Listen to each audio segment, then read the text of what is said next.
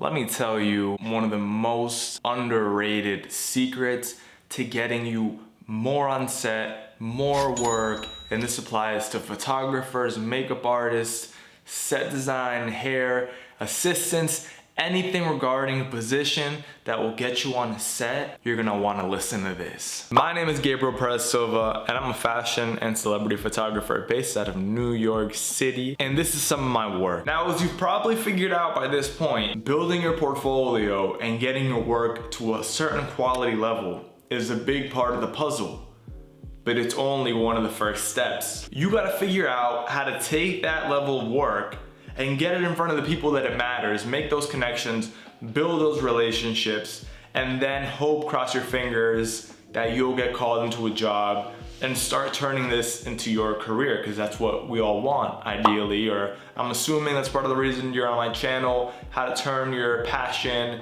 maybe your hobby at this point, and maybe now you feel like you're at a quality where your portfolio is getting better, but you're not getting more work, or you're not getting called on the set. Like I said, this applies to all the positions that would be present on set. And this is a tip that I do not believe is talked about enough. I've never seen it come up on a YouTube video, but I'm about to give it to you right now. Now I'm gonna give you a little scenario before I give you this tip. Let's say I'm gonna go on a job and I get asked, yo Gabe, do you have any recommendations for any hairstylists in New York? Guess who's gonna come to my mind first, right? Guess who I'm gonna say? And I follow a lot of hairstylists. I know a lot of hairstylists. I know some really fantastic hairstylists, some really accomplished ones. But guess who was the first person who's gonna come to my mind to recommend, and who I will recommend before anybody? It's somebody who I tend to get along with. Now, why is this? Well, it's pretty simple. This is because it's a job that you're spending a whole lot of time with people, and for the amount of time you're actually shooting on set or on a job, it's very little compared to the time that you have, you know, layover time per se, or just kind of like, you know, waiting time or whatever it is. So a lot of the time you're gonna be spending it and chilling with that people. Now, who are you gonna wanna spend that time with? Obviously somebody qualified, but obviously somebody who's humorous, somebody who, you know, you can have a nice kickback with, you can hang out with, you know, make the day fun, energized. You know what I'm saying? Like, you don't want no Debbie Downers on set. This also isn't just me saying this. This is coming from multiple people who I've been with on set, and that includes clients, producers, people who are in charge of hiring the team. They want people who they can get along with, you know? Like, again, it's important to have the qualifications. You need that first and foremost. But second off, there's a reason why sometimes you look at people's work and you're like, yo, why is this guy getting more work than me? And you're not, and your work could be better. Now, there's also a number of reasons why could that be, but a big one is because maybe they have more charisma, or they're building those relationships better than you, or they're finding the right, you know, people in the industry that they get along with, that are their tribe, and building with them. Because, for example, when I first started, if I, for example, like had a situation where I just didn't get along with somebody, or it didn't go well, I would go home mad stressed, and I'd be like, bro, like, you know, I blew this opportunity, like, I don't know what it was, man, like, you know, and I'm pretty easy to get along with. That's not me just like, you know, because it's me. It just is how it is, like. And so I feel like it was difficult for me to get along with somebody usually, like, you know, like something was up, you feel me? But I would always be like, damn, did I mess up this opportunity, whatever it is. And somebody once told me, dude, like, there's thousands of clients, there's thousands of you know, of the same thing. Like if you don't get along with one person, it's not the end of the world, dude. But it is the end of the world if you just give up and stay inside and never go outside. And I actually talk about this big tip, especially I actually talk about this tip in my guide that you can see on my website and linked below. I actually just redid my website here, so I'll take you through it. First is, you know, my portfolio. Then I have the free guide that's offered too, and like a little intro to photography.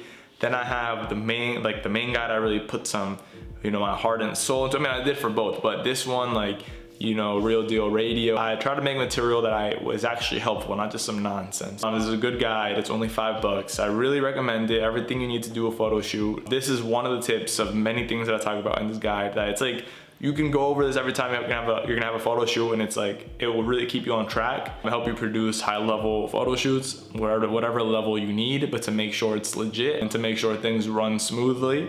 I recommend it. If you've read it, if you have it, leave a comment below letting me know what you think about it. Even if you don't think it's good, I mean, I just want honesty, you know? That's how you grow and learn. I also just started adding in some prints to my site. If you're interested, send me a DM on Instagram first, @_youngshot, and I will give you one at a reduced price. And every print that you buy right now until I run out of this, I will send you a separate package as a thank you gift with some goodies, a shirt or two, some stickers maybe, you know, stuff like that. So don't miss out. Anyways, back to what I was saying. So, you know, for example, this past year, I've been making in such a more of a bigger effort to force myself to go out more to events, to industry stuff that I'm invited to really make that effort. Like, you know, you can be a homebody, I can be a homebody. I enjoy being in the bath and going to the room, watching a nice little movie or something on the Netflix.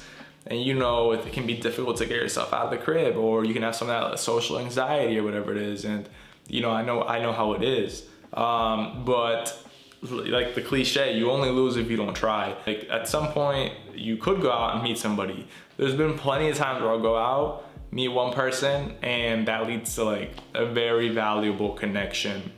And when I say valuable, I think the key to this whole thing that I'm gonna tell you that's gonna be probably a bit more even unique, because this is my own personal way of thinking, is that when I meet people, when I meet work people, when I meet industry people, whether it be an event or I say, yo, let's go grab, I don't really like to do coffee, whatever, I like to go like on a walk or or something, like kill two birds with one stone. I genuinely want to meet that person. You know, I really want to get to know them. Like, you got to move genuine. And I think that organic relationship then can build into a working relationship.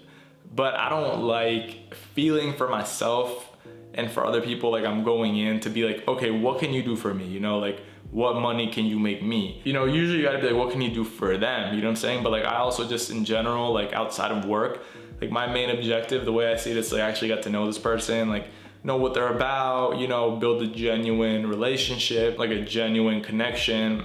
And then organically, like, okay, then it can develop into work.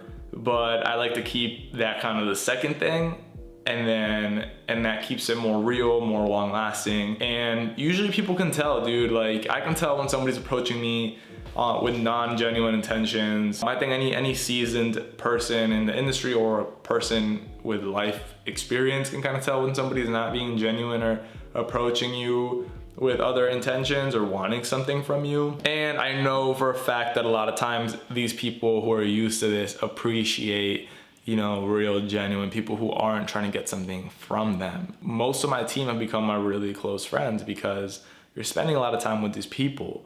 And the only way that I've met them is by getting myself out there, you know, whether it be at events. For example, like one of my main hairstylist is one dude. Sometimes he's not here. I went to my makeup artist's birthday party and I was about to not go because I was tired. It was a few months ago, I was, you know, whatever it is, bunch of stuff going on. I was like, you know, it'd be easier to stay home, you know, fire up the bathtub, like I said, and just call it a night. You know, I was like, bro, like I'm being more intentional about this, being more intentional about going out, dressing up nice, meeting the right people, showing my face and all that. And I went and I met this other hairstylist who, you know, we really kicked it off and is a super cool dude. And now I can call him up too, or present him as an option as well. And there's plenty of times where this is also very factual and very true. You know, I keep it real with you guys. I keep it a bean. And for a while ago, I was like inquiring, doing a little survey within my photographer friend community. And I was like, yo, listen, like, you know, how do you find that you build your clients? How do you find that you, and sorry, I'm keeping my arm back here actually and I interrupt, but you know, some of you might know, some might not know, I have scoliosis and sometimes my back is a bit more tight than others. Right now it's been a little bit tight, but you know, you have scoliosis, what's up? But anyways, back to the topic. I was like, yo, do you do outreach? Do you like, you know, what do you do? Like, how do you get more jobs? How do you get more clients? Like, you know, I was collecting information for myself to use, and then like trading information with them. But I mean, that was the idea. But every photographer, at least 90%, you know, told me, they were like, yo, Gabe, like, to be honest, I don't remember, I don't know. And they're like, just word of mouth and like events. And I was like, damn, for real? And they're like, yeah. And I'm like, whoa, that's pretty crazy. And that's when I started going to events a lot more again. And listen, like, I know not everybody's getting invited to like big industry events, but guess what? Like, I wasn't always going to big industry events. Like, you know, I started by going to normal events. I still go sometimes, like some normal photography meetups. This girl I know owns a studio in like Bushwick, and she has photography meetups there all the time that are public.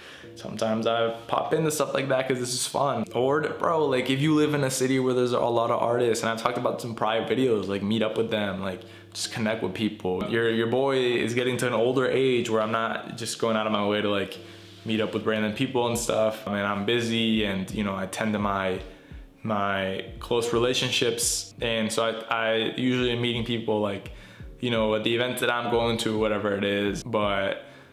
But I always do like talking to people on a plane, for example, or on a long trip or whatever it is. And even there, you never know who you're gonna meet. I've made business connections on planes. Like, don't lose out on opportunity because of social anxiety or because you're scared. You know, I'm the type of dude where I'll warm myself up in my head. I'm like, all right, what am I gonna say to kick off this party? You know, how am I gonna initiate this conversation? And then I'll be like, bro, if you don't do this, you're a sucker, you know? And it sounds stupid, but like, bro, it works. I could literally go on my phone right now and find contacts or count contacts that I've made on trips or random stuff. Bro, the other day when I was shooting the whole Saweetie thing in Milan, I was taking the tram in Italy to Milan, and there was a dude next to me with his girlfriend who was like doing this whole editing stuff, whatever. And I saw this guy and I'm like, bro, like this guy has something to do with the industry. And I saw he was looking at me too. I don't know, people in the industry recognize each other sometimes. But we didn't talk, and I wanted to, but just the opportunity didn't come up, but we didn't talk. 2 days later, I'm on the Saweetie thing, and I'm at the Philip Line backstage, whatever. And they're shooting other stuff at the same time with like a photographer for like Philip Line stuff. And dude was there. I think he was like the first assistant to this photographer or whatever. But I'm like, bro, you know, you never know when you're gonna meet somebody. I met this girl on set. She was a producer. I was shooting. Next thing you know, a couple weeks later, I was walking down the street in Manhattan, and she finds me when she was with this team from like Spain, and they're like, yo, we're about to shoot a commercial in the next coming like weeks, and the talent couldn't come because of some stuff with his visa. And he's like, you kind of look similar, like, do you want to be the actor for it? And I'm like, yeah, whatever, sure, you know, I'm with the stuff. So I did it. But that's what it is, you know. I'm just giving some examples, and I know again, like I take Lexapro now for my anxiety. Like, I'm not, you know, oblivious to the fact that this stuff isn't easy. But bro, like, you gotta kind of, you know, you're gonna enable it to be more difficult if you just let yourself stay at home locked up and don't force yourself to go out and put yourself out there. You feel me? Like, you're gonna have to do it, you know, and you're gonna have to build up that persona to be like, I can, you know, I'm that person. And then when you go home, you can, you know, take your stuff off and curl up on the floor and cry, whatever you do. You know what I'm saying? Not this guy. When I get home, I'm just like, yeah, it's like my social, like, you know, what's called, like my conversational, my interactive meter is like completely drained, my social meter, and I'm just like, I just sit there in silence while I stretch my back out on the floor, and I'm like, damn. Like after all the damn noise and your ears ringing, I'm just like, whoa, what even happened? And then I just go to sleep, and then I can't talk for 2 days, but I'm exaggerating. Easy icebreakers. And again, back to the whole genuine thing. I don't say this unless I mean it, but this will always open up conversation. Yo, I like your outfit. Yo, I like your shoes. Where'd you get them? Now, I'm not good at ending conversations. That's one thing I gotta work on, but I'm good at opening them up. And that's really the more important one. You'll be like, oh man, like, you know, oh man, you know, I don't know, like, what is another one? But, Oh, have I met you before? Yo, I swear we've seen each other somewhere. But I mean it, yo, I mean it. A lot of times people look the same to me, I don't know. And a lot of times I've seen them because it's a small circle, but stuff like that, dude. Like, if you want more examples, let me know and I can give you some. But you get what I'm saying? Like, it's doable. You got this. Anyways, thanks for tuning in and watching another video with your boy. Hopefully you apply this and start getting more work, more jobs. Like always, if you want to see more of my work and support me, you can go on my Instagram @_youngshot. And yes, have a good day. See you guys on the next episode. I have some really cool ones coming up. I just wanted to save them for the right moment.